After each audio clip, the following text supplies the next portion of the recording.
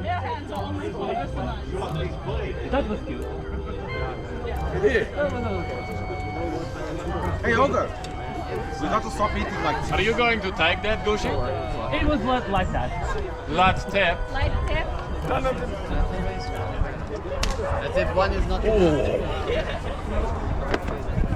How about that now? Which answer? But he's fought. Should we deal with this? This man did nothing with us. What? Take anyone! Kill it, yeah.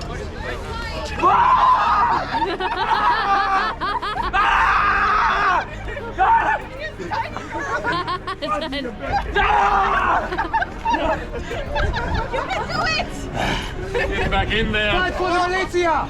Come on, Danny, get back in Fight for there! the militia! Go, Tarek, go!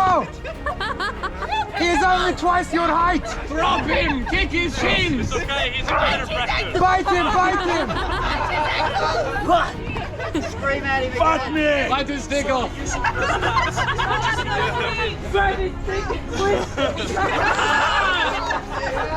Go, Tarek! Prefer the teeth! Oh my gosh, dude, this is never been. Work the body, Tarek! Bring him down to your height!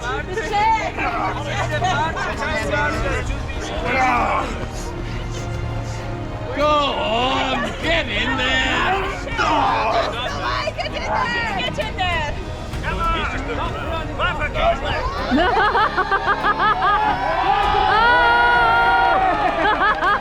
The strength of a bear!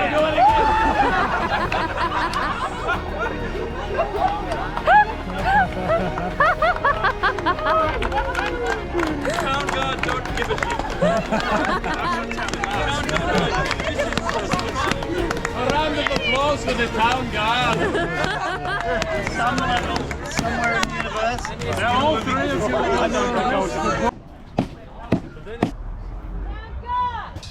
Is that the assist? Yeah?